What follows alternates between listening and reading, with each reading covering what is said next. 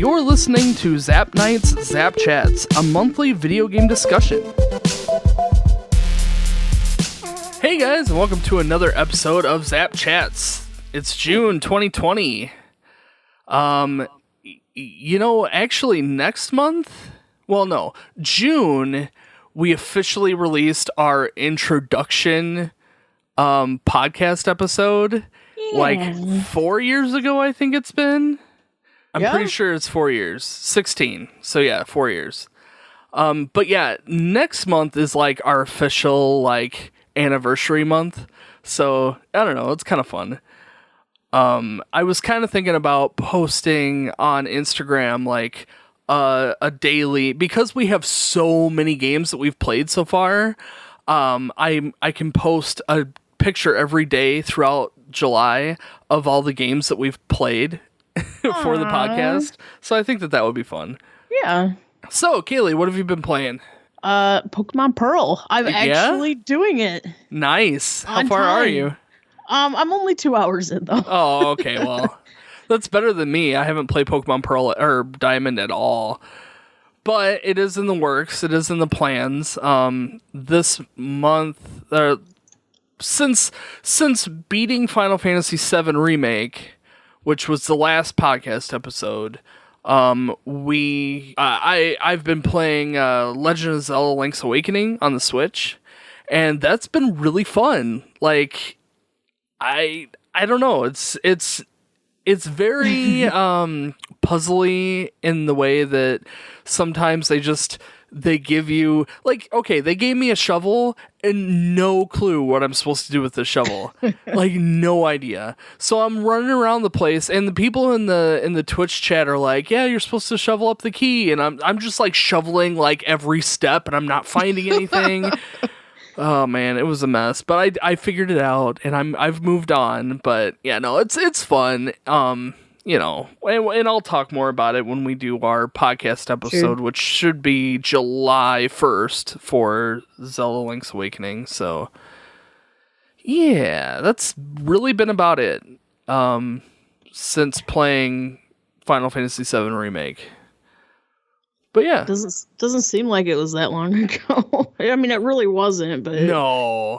I mean, because we pretty much beat Final Fantasy VII Remake, and then we talked about it like within the next couple days, and it's only been like a couple weeks since then. So we really haven't had a whole lot of time since beating our last game. It's just hard to believe that after its first announcement, it's finally here and done. beat. I know, it's over. I mean, we've still got more parts, but, it is kind of... Yeah, and it's weird. That's what I wanted to talk about for this Zap Chats, is basically our expectations for the follow-up games and the rest of the Final Fantasy VII Remake games, whatever that means.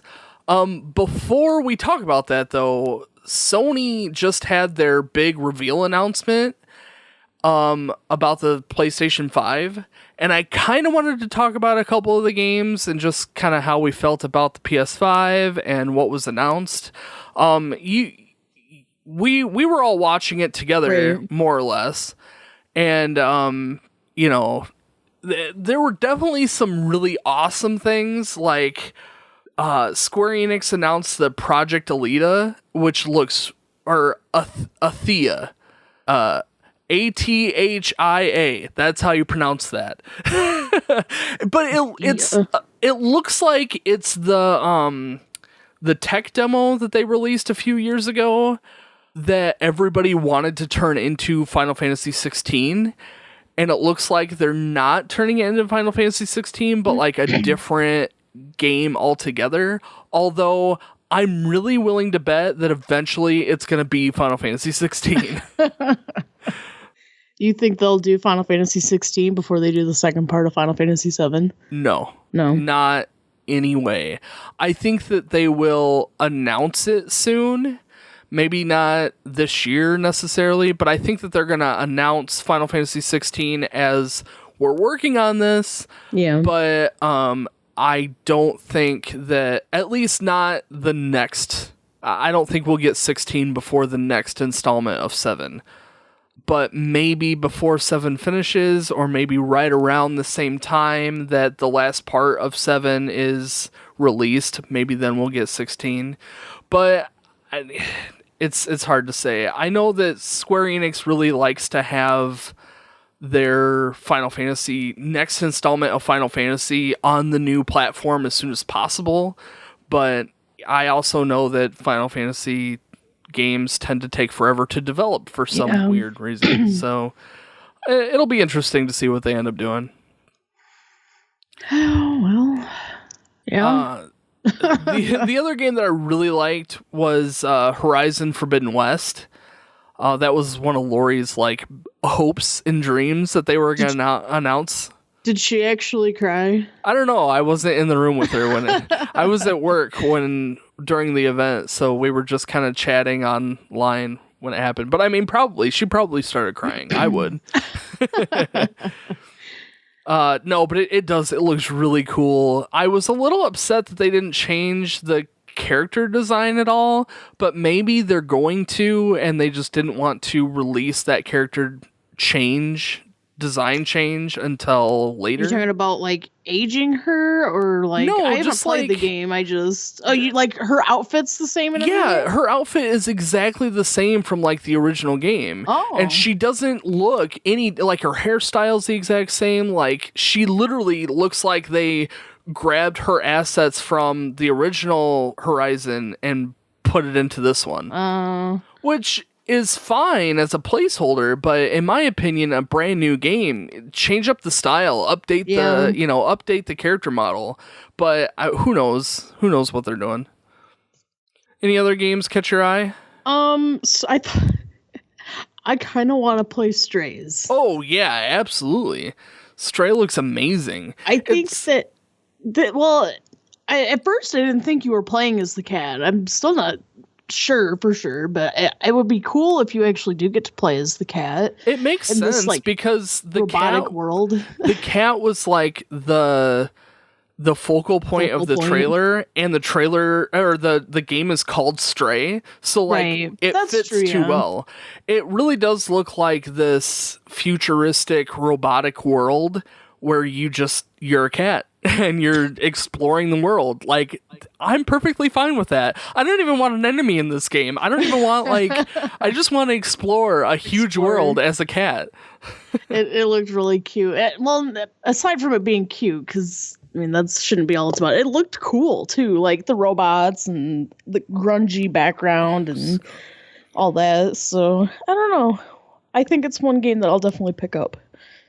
So yeah, there was another game that they showed off called Pragmata, and it was the trailer had this spaceman and he walked up and did something to the sky, and then all of a sudden you saw this digitized girl, and then she had a digitized cat, and it was, I don't know, it just looked really interesting. More than anything else, it just looked really interesting. Right.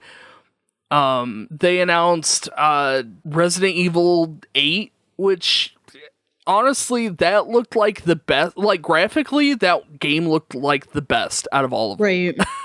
Which is really sad because it's supposed to be the new PS5, platform. But it's hard telling. Maybe there's no major graphical enhancements because the PS4 was already really good. So the PS5 is just also really good, but it's hard telling. I don't really know. Yeah, I wasn't blown away. Well, and they were advertising that the graphics were supposed to be so much better, and it was I wasn't particularly blown. I wasn't oh my gosh, look at the graphics on that. Yeah, and I feel we all should have been. Yeah, and they just didn't. It just wasn't there. I think so. That was kind of sad. The Pragmata, is that what it was called? Pragmata. That one looked, there was a few of them where you could see a lot of detail on some of them, but you had to specifically look for that. It wasn't some of the character models looked more realistic or anything. I feel some of these games, if they were released on the PS4, that it would be fine. Right. Yeah. There was the other game, Kenna. that looked just like a DreamWorks movie. Yeah. That looked amazing to me. Yeah, it did look really like good. graphically anyway. The gameplay that they showed a little bit of gameplay towards the end of that trailer, and it really did look like a DreamWorks movie converted into a video game, and that really stood out to me. I don't know, what the gameplay is going to be like, or I don't know anything about it other than it looked neat. Right. But, Yeah, we'll have to see. That one looked kind of promising. Sure. So what did you think about the PS5 design? Yeah. I'm not bothered about it like most people are, honestly. I don't like that it's purely vertical. Is it purely vertical? It sounds, from what I've heard, it sounds like it's a vertical system, and they might have a stand that you can use to make it horizontal. But every system is freaking horizontal from PlayStation. Right. So it's so weird to me that they just made it vertical. I feel like where we are right now, as far as modern entertainment centers and everything, it's more built for stuff that is horizontal. Yeah. I don't know.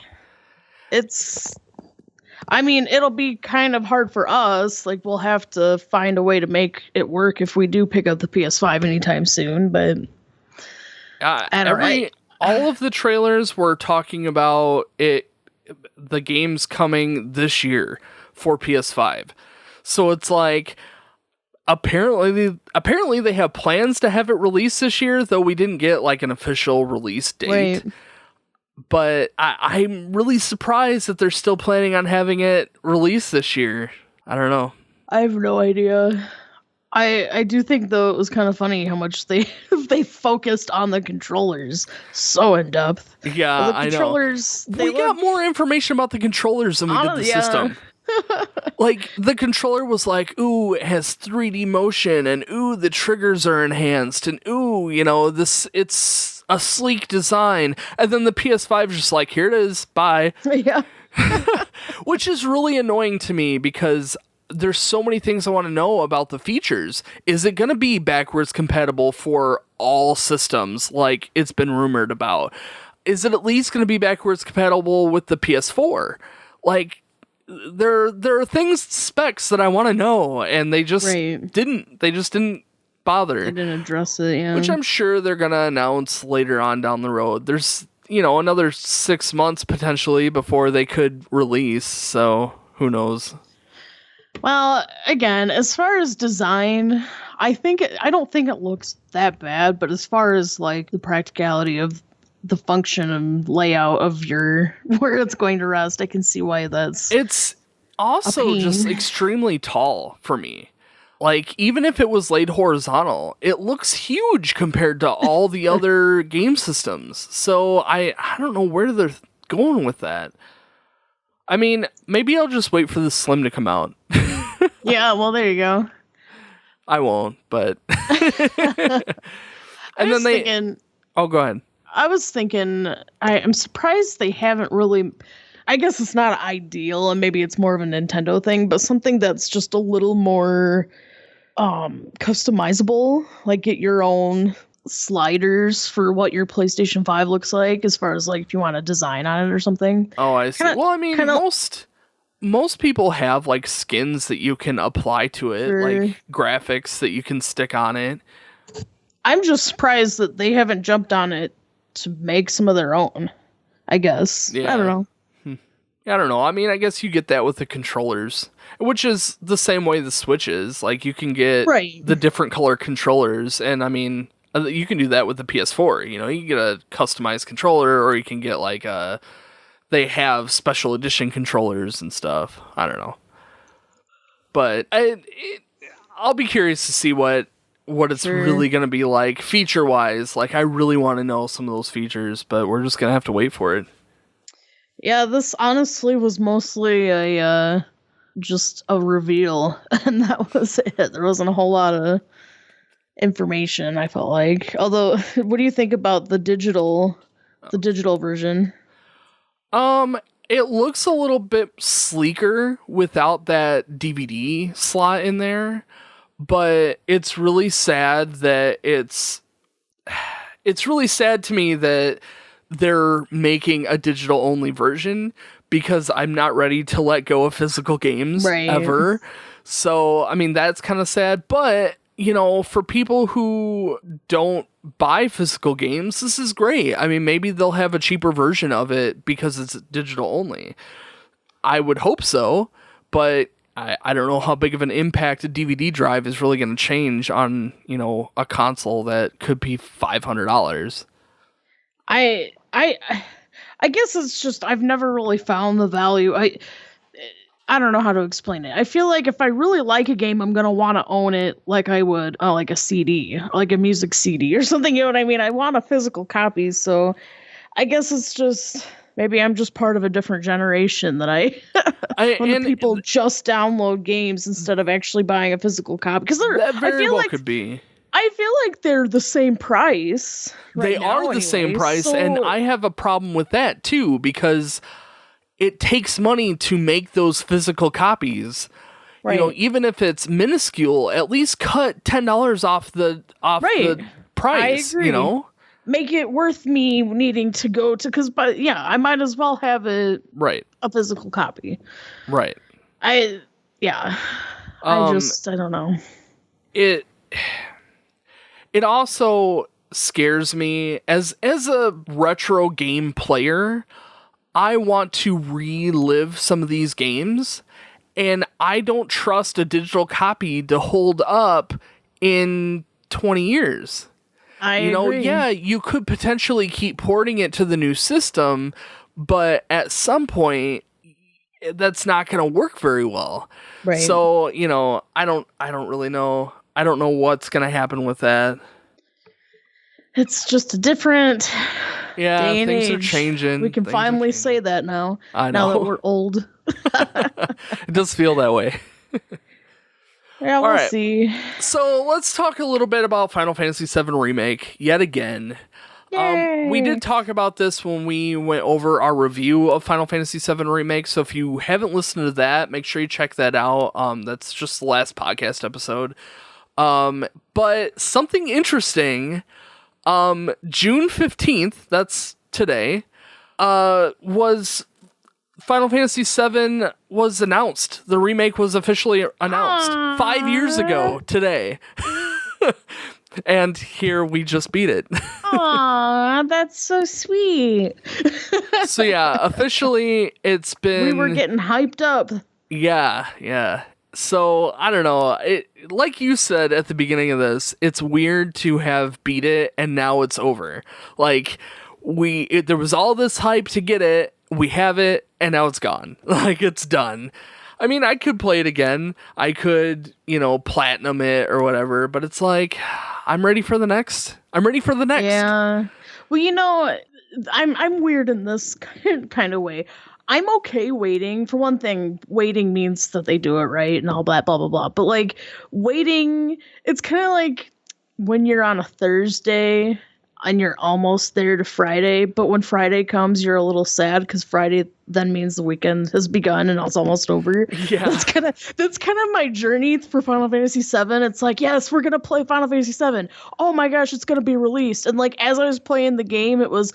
oh no, it's going to end soon. This is going to be all over. I kind of had a bit of that too while I was playing. And in fact, there were days that I'm like, I'm not going to progress today. I'm just going to I'm going to stretch this out another day to just enjoy. You don't want it to be over yet. Exactly. Yeah. And it hits me in the nostalgic feels. I like feeling that nostalgic... it's fond memories and I guess that's part of the plus of having it released in multiple parts. It's kind of like like the Harry Potter movies, or those type of movies that Sure. have multiple releases, where it's like you always have something to look forward to. So with being Final Fantasy VII, a game that so many people love, including myself, to have the remake broken up and then have something to continuously look forward to. The problem that I have with it is that you're dropping $60 per part, I know, which is upsetting. But if they do it right, it won't be so bad. So what do you think? How do you think they're going to split up the rest of the game? I've been thinking about this, and it's really hard to say, because are they going to do open world at some point? Because if they're not, then I have a feeling we're going to be stuck in Junon this next whole plot potentially. And we're going to maybe get to Junon and have another boss fight with Sephiroth. The other thing I can think is they'll probably do Junon, potentially the ship, like when you go on the ship to Costa del Sol. Yeah. And then after Mount that, Nibble? After that you go to the Gold Saucer and you do all that. And then I think then you make your way kind of towards Rocket Town. And then you do the Temple of the Ancients stuff after Rocket Town. I definitely don't think we'll do Temple of the Ancients. You don't think so? No. I think that the game is going to be split into 3 parts. We've already had the first part. So the second part, but this is my personal theory. Obviously none of us knows. They're going to want to stretch this out as much as they possibly can to get more money out of it. But I think that it'll be 3 parts. We already had our first part. Our second part, I think, will be the death of Aerith, and then our third part will be the end of the game. Like, that's my prediction. But I see where you're going with that, because a lot happens before Aerith dies, and if they're wanting to make this game so much bigger, I can't imagine that they're gonna have enough. I can't imagine that there's gonna be enough content. Sorry, I'm trying to figure out how to phrase this. I don't think that there's gonna be enough space, enough time to play an entire game's worth of content without excluding any filler. You know what I mean? I think that I just don't know. They have even said that they don't know how many parts it's going to be. Now, I don't think that they can make Junon they can't make Junon longer than Midgar, but I think they can make it long. And the other question is, will they do the flashback scene at Calm? I think they will. If they do, then part 2 is going to be really long, potentially. But then I think that the Zack crap that they pulled at the end of Final Fantasy VII Remake, I think they're going to tie that into the flashback sequence in some way. I don't really know how. I don't really know what the plan is there, but I have a feeling that they're going to tie that in some way. But I really think that if, like, I don't know. I couldn't fathom them making an entire game out of just the Midgar section. So, I mean, who the heck knows at this point? Like, I have no idea where they're going to cut the next game. Well, we need to remember to, let's say, okay, so we kind of, you and me can agree that generally around the area around Rocket Town, maybe Temple of the Ancients is where we're cutting off the second game, assuming, right? Like, sure, okay. Say they cut it off at Temple of the Ancients. Like, that's a good stopping point. Okay, but what about Wutai? Wutai was never mandatory to begin with. But I think they're gonna make it mandatory because they're probably gonna connect Dirge of Cerberus together. I can't believe that they would leave Yuffie out. Oh, I don't think they will. But I don't know. I see where you're going. There's too many important parts really to that. And of course, like, to bring back Don Corneo and do some of that stuff. And I just can't believe that they would save some of that for the last part or something. Like, well, again, you could do that section with our darn at luck, any point. They'll just make Wutai DLC since it was extra anyway. You have to download Yuffie and Vincent if you want to play them. Yeah. Again, it's really how much do they want to drag out these parts, and I think that they potentially could drag Junon out a decent amount of way. And if it, are we doing overworld? Are we doing chocobo stuff? Are we going to include the gold saucer? How big is the gold saucer going to be? Oh man, I'm so excited for the gold saucer. It better be phenomenal, because I'm going to be really sad if it's not. I think it will be. It'll be nice if you could actually boot up that whatever part it's in, to boot it up just to play mini games. I think that would be. And they better kill it with those mini games too. I'm hoping, yeah. But on the flip side, the mini games were really in the original. Think about the original. The mini games were there to replay some of the mini games that you already experienced, like the motorcycle race. But like, you can do that motorcycle section now in the remake at any time. So like, you don't really need the gold saucer to fulfill that excitement. You just play it again. The main focal point of the gold saucer, though. No. But it kind of was for me. I mean, to play the mini games. What I'm saying is, though, is as far as like, if you want to boot this game up, like, you're gonna have the like roller coaster thing, and then you're gonna have the show, which I'm sure Jesse's gonna be involved in at some point. Yeah, you're probably right. And Kite Sit's a big point. The battle square, and did you notice they showed Kite Sith in the the remake? And I appreciated that. I did too. I'm glad that they did that, because you got a little glimpse, because you won't see him. You shouldn't see him again, for a while. And if you were going to see him at any point, that would be the best place to see him. It was just a nice little... It's weird to me, because I thought, in the original, that Reeves was assigned to do the Kite Sith stuff to spy on the group.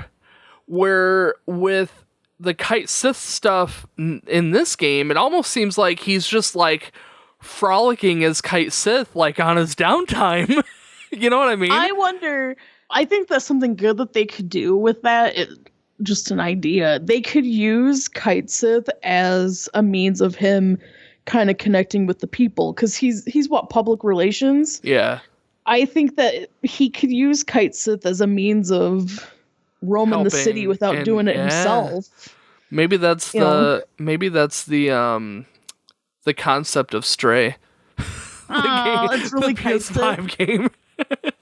I really wanted to name one of my cats Kite Sith, and I probably would have if I had gotten another male. Aw, that would be a cute name. Cute Kite Sith. I don't know. Fun fact, Kite Sith is actually a Scottish thing. It's a Scottish folklore, and it's pronounced like Cat-chi or something like that. It's not Sith like it looks. It's very vastly different. I know I'm not pronouncing it correctly, but it's very it's not Kite Sith at all. It's like Cat-chi. Kite-chi. I wonder how they'll pronounce it then. Yeah, I don't know. I don't know either. I'll be curious to see that too, because that'll be nice to have that cleared. It'll be like Critter Face or something stupid. Like, why? Why did you completely change his name? Though, you kind of, I don't know what it was that you reminded me specifically, but we're kind of forgetting about Cosmo Canyon too. Yeah. Yep. That's gonna be a big part too. I think we'll be lucky to make it to Rocket Town in part 2. I really don't think we'll make it to Temple of the Ancients. That is if they follow the timeline of the original game. But Cosmo Canyon is just way too big. And that's not only that, but like they have that whole like side thing with the Gee tribe or whatever they were. But that was kind of Red's dad. That was really just like Red's backstory. I'm really curious if they're gonna make Bugenhagen float. Yeah, that'll be interesting if he floats. I'll be interested to see that too. He probably won't. He'll probably just be a crazy old man. I don't know. Maybe he'll be floating with the Maybe he'll be like a robot. Maybe he'll like have a floaty chair that he sits in, like a floaty chair. I don't I know. always when I see him float, what I imagine is he's sitting like cross-legged and just I don't know, Yeah, floating. maybe. But I don't know. It'll be interesting what they do with that. I don't know.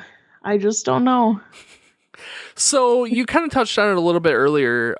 Open world, or having it like a vast open world concept. That is a good question. Like, I want to see them have it a full open world where you can explore that entire continent and have a bunch of stuff to do. But on the flip side, I don't see them having the resources to be able to pull that off.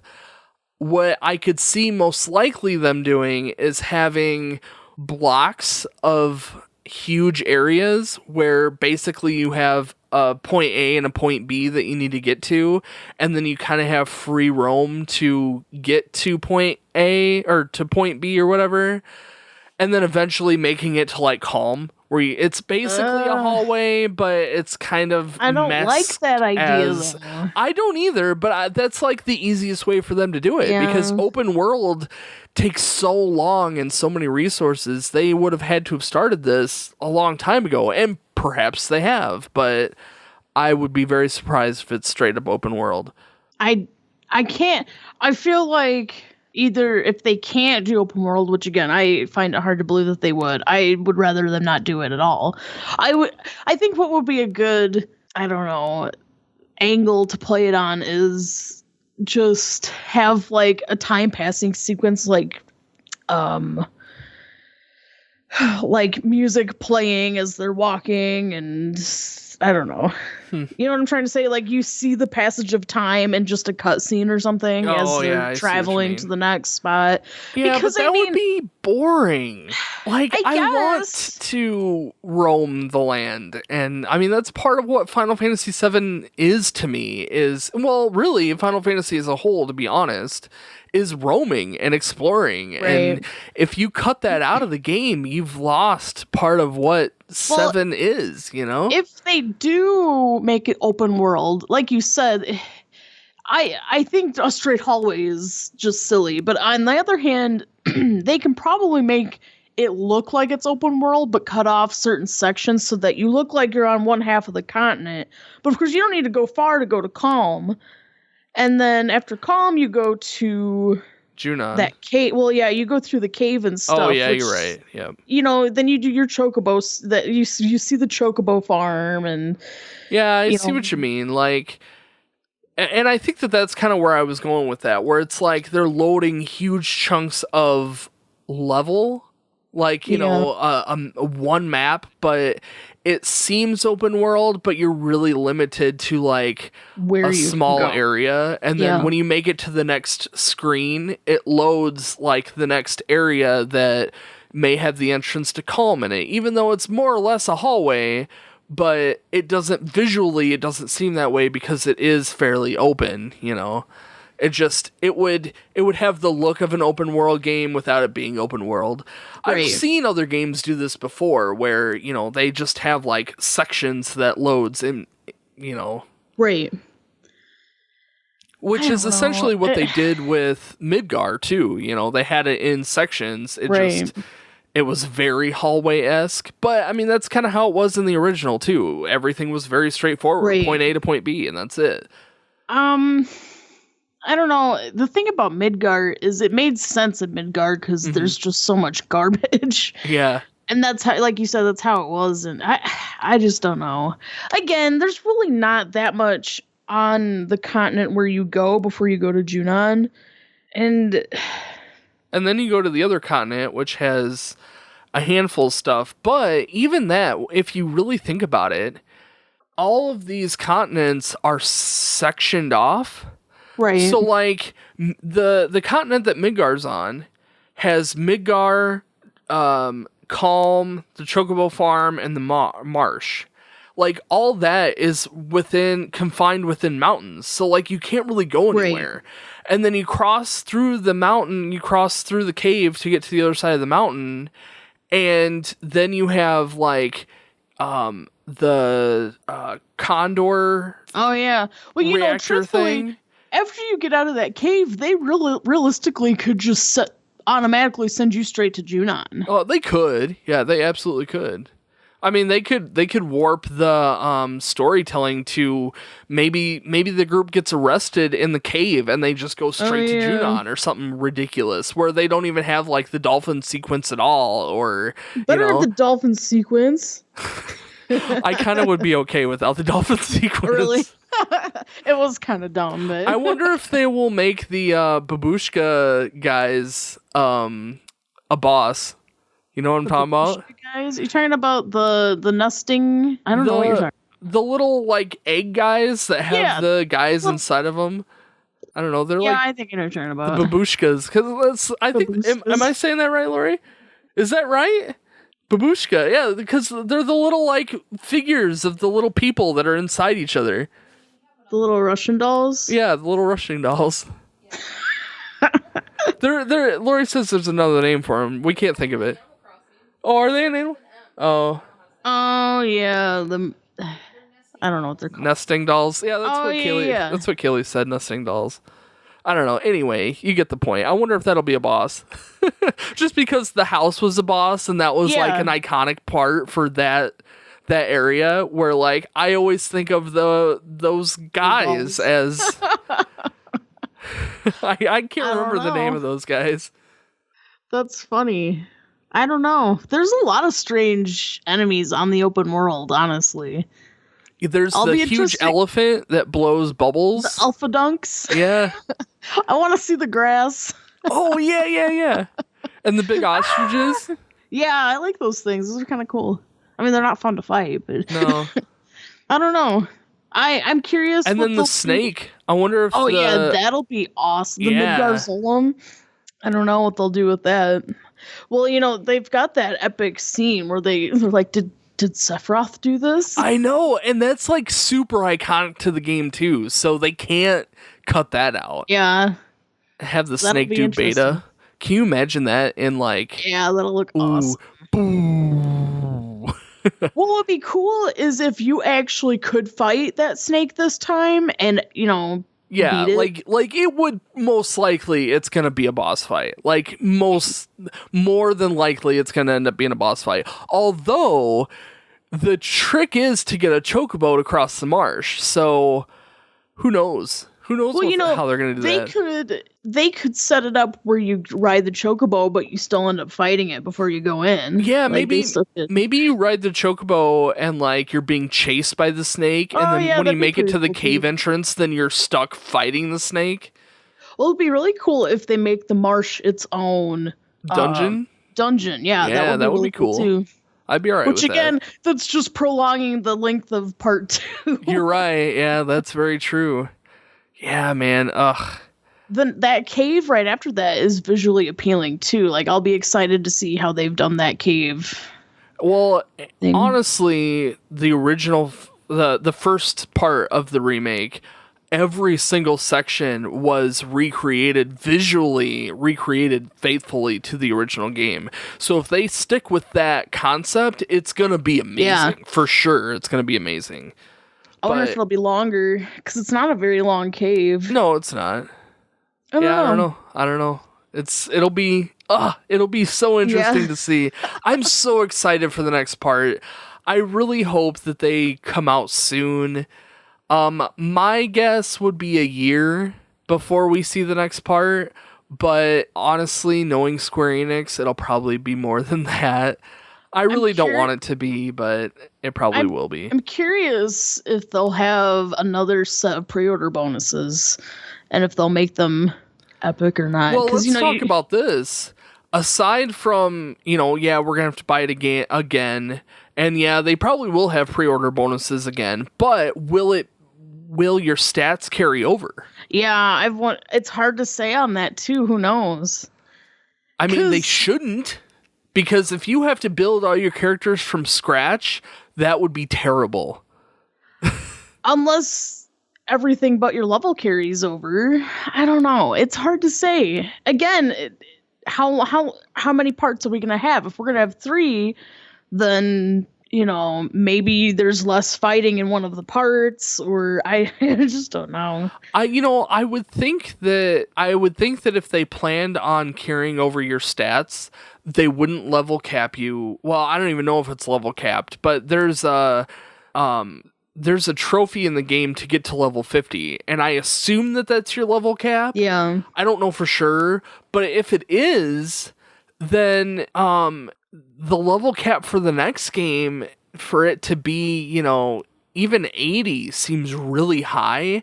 And then for yet another installment of the game to be even more than that, like, that's really curious. Unless by some weird chance they split the next game and they finish it with one game, and it's just split in two sections. Who knows? They could do anything. I have no idea. Or maybe they don't level cap you at 100. Maybe they level cap you at like 200 or 300 or something. I think it would have been smart to have level capped us at like 25 or 30 or something like that. Yeah, that's exactly what I was saying, around there. And then, going from there. And like, to finish the game at level 100 is kind of crazy, but like level 75 is like on the high end to be at the end of a game. So like 100 really wouldn't be too bad if that's the route they took, to just slowly bring us up to that way high level. Well, and if you really think about it, it's not that big of a deal to just increase the level, because it doesn't change anything. Like, you can set stat parameters wherever you want. Like, if level 30 equals level 5, you know what I mean? And then the monsters just kind of level up with you as you go, then you're not really going to notice. A bigger criteria is in your materia, because like now in most of our games, by the end of the game, you've got, Firaga, and you've got, arrays or whatever, and you've got like Curaga, and like, you need to build your materia, you need to build your stats up in some way as you go, just to have fulfillment in your battle system. So like, I'm really curious to see how they're going to do that, what they're going to do. So many questions. It makes me wonder if they have the answers. Although that makes me think. I was sitting there thinking, we were so blown away by the ending of the first part. Yeah. And it made me want to go back and see when they started this project. And really, it was a pet project. I couldn't get a concrete date, but it was a pet concept, I believe, around the time Wreck-It Ralph was a thing.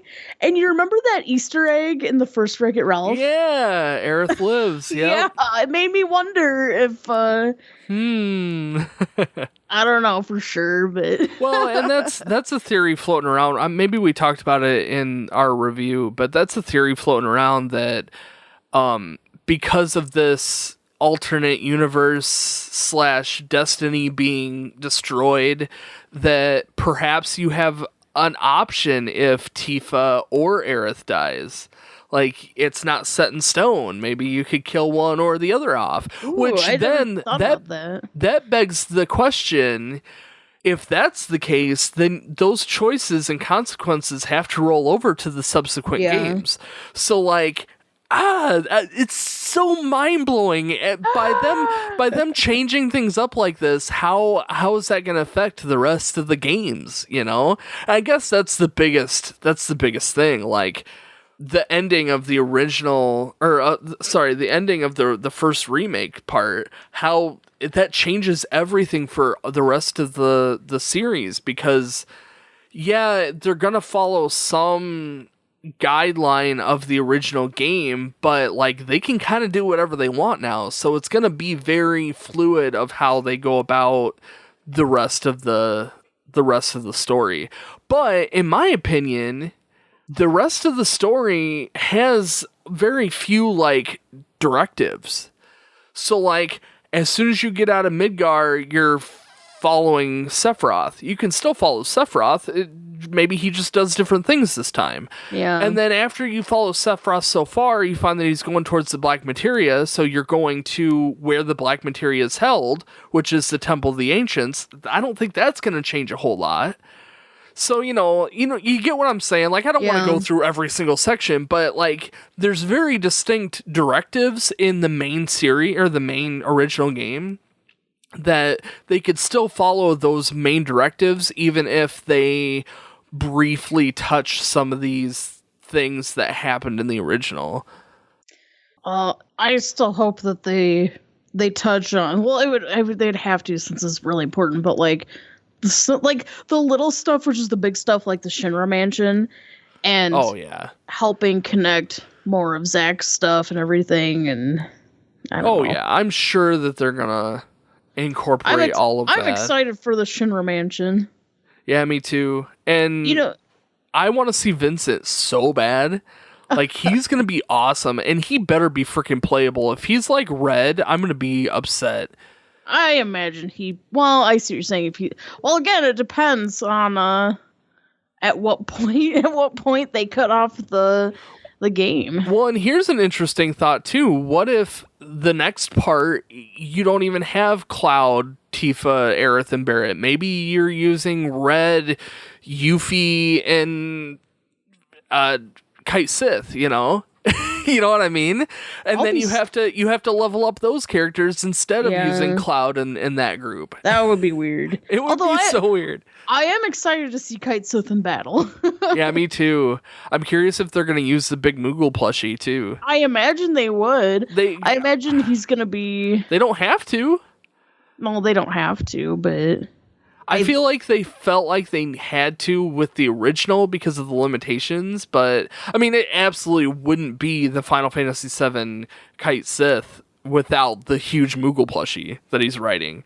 So, I don't know. I think that they will probably have his Moogle.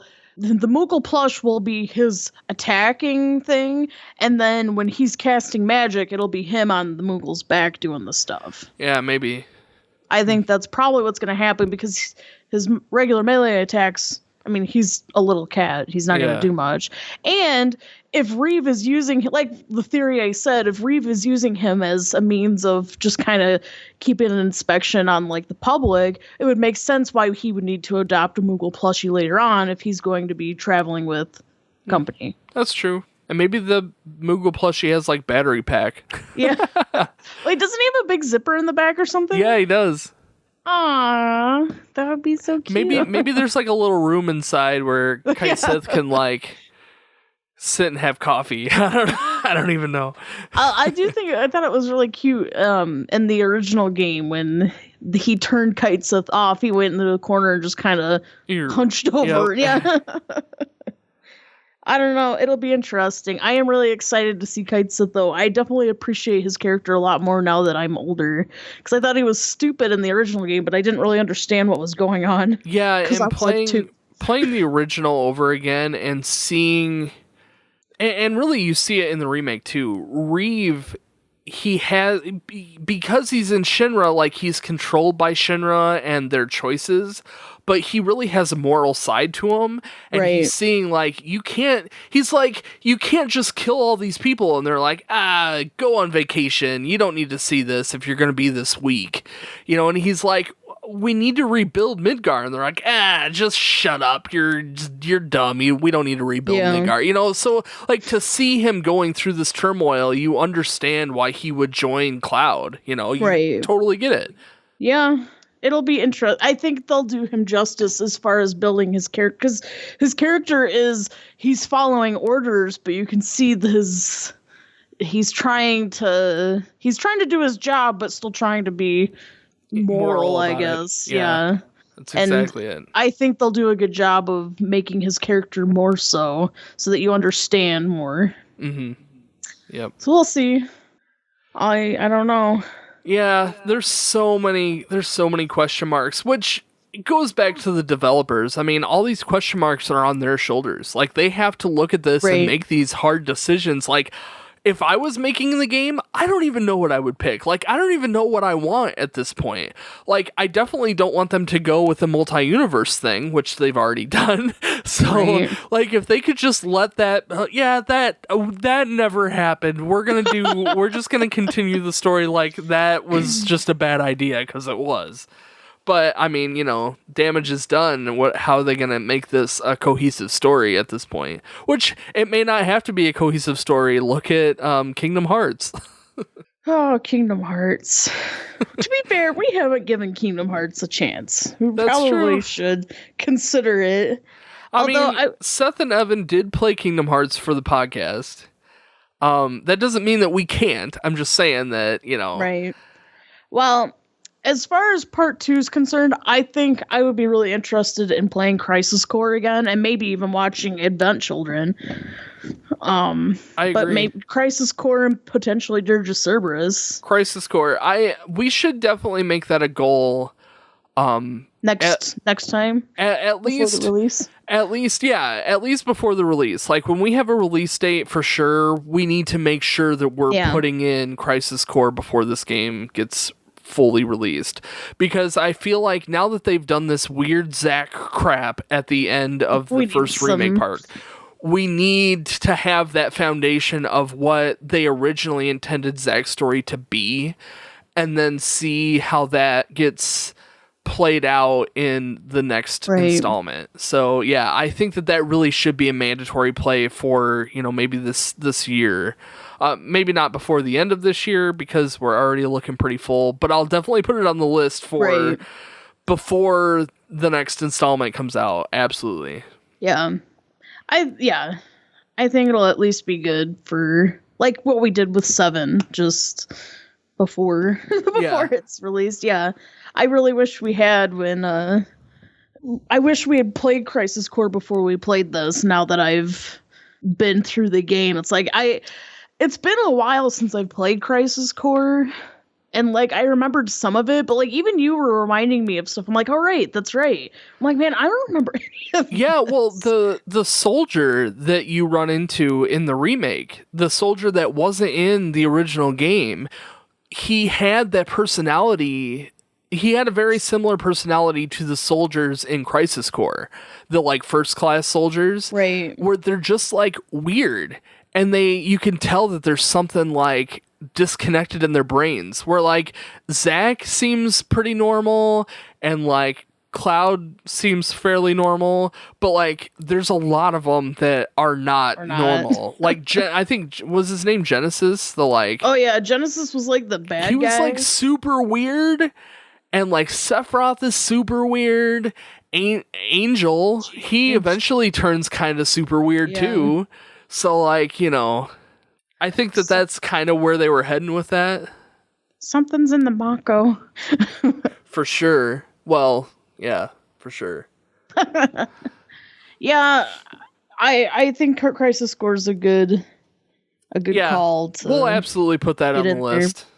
Again, I'd like to get Dirge of Cerberus in at some point, too, because it deals more with... Yeah, but isn't that, like, post Final Fantasy VII? Yeah, it is, but I would like to see how much they tie in this game with. We don't have to do it anytime soon. At some point, I would like to see how well they've tied Dirge of Cerberus in, like, set up for Dirge of Cerberus. Maybe they'll do Dirge of Cerberus. Who knows? Yeah, I know. I'm really surprised that they didn't remake Crisis Core. But there's a lot of people saying how they used the character for Genesis as like some famous pop figure in Japan. Gak.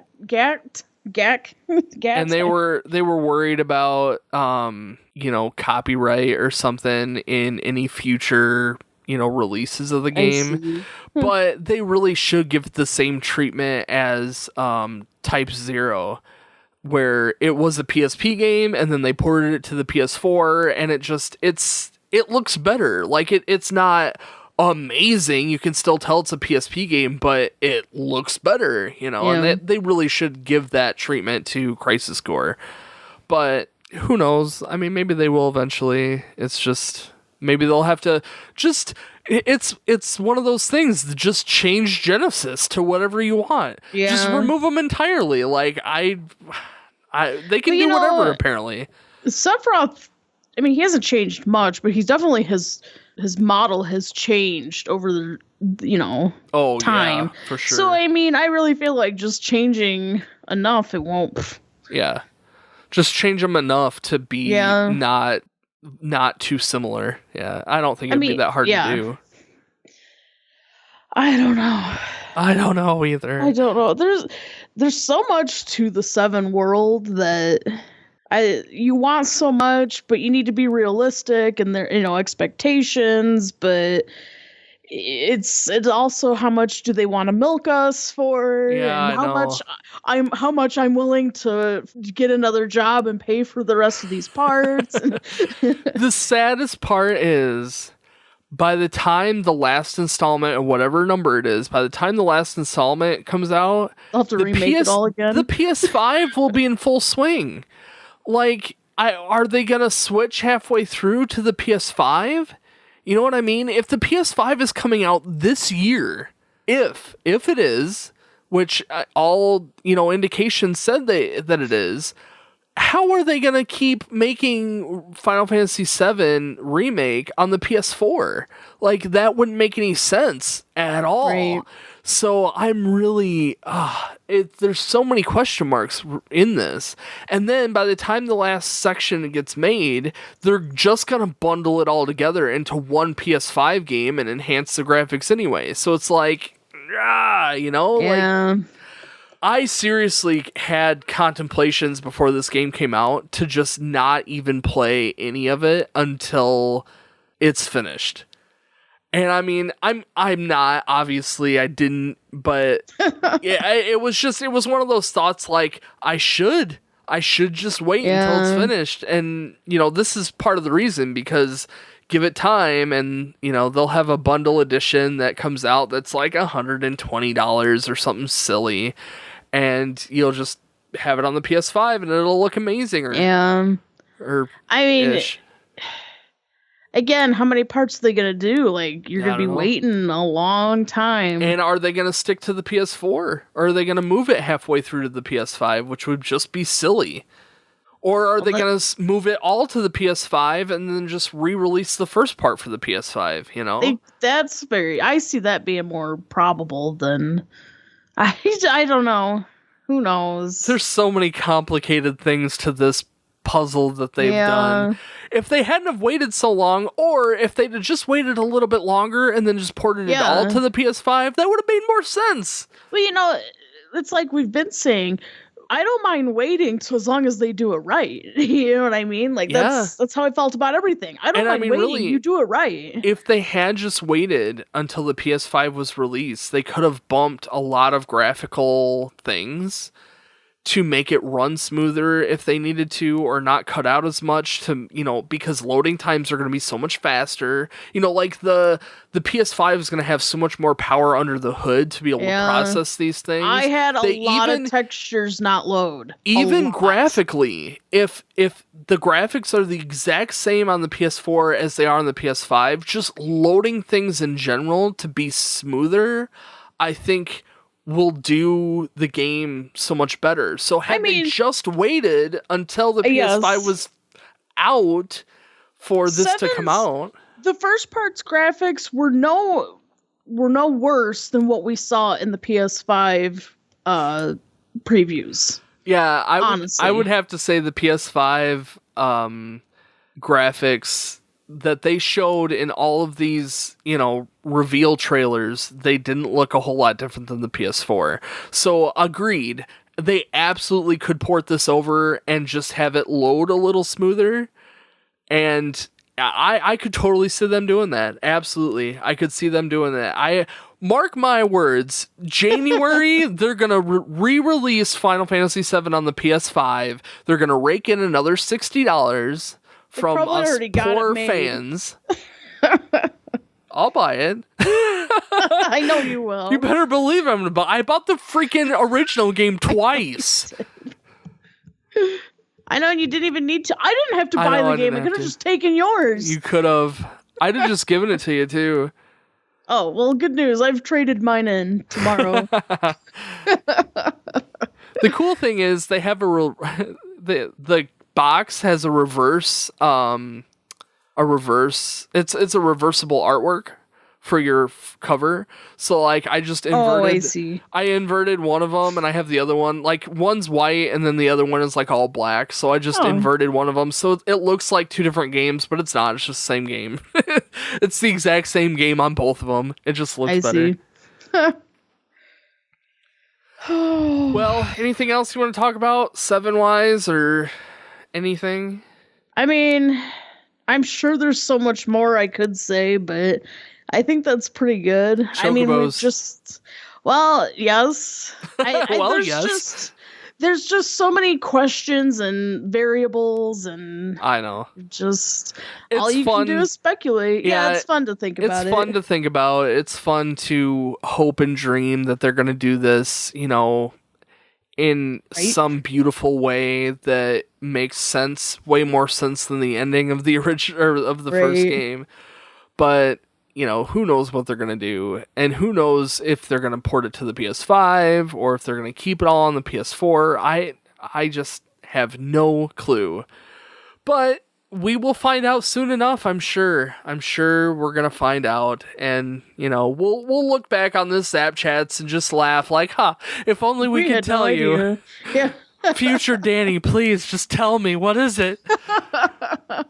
Aww. All right, well, I think this is a good stopping point. Guys, thank you all so much for listening to this Zap Chats. I hope you're enjoying our content so far. Make sure you listen to all of our previous podcast episodes, especially the Final Fantasy VII one if you haven't already. Also, the Final Fantasy VII Remake one if you haven't already. I meant the remake one the first time, but it works. Anyway, our next podcast episode is going to be Legend of Zelda Link's Awakening. That's going to be with Jinx, who's going to be back on again. And then after that, we're going to be playing or talking about Pokemon Diamond and Pearl. So yeah, I'm going to be streaming as much of that as possible, both Diamond and Pearl and Link's Awakening. So make sure you follow us on Twitch and you can watch me play live. So yeah, I think that's my spiel. So guys, thanks again for watching and listening, and we'll see you guys next time. Bye.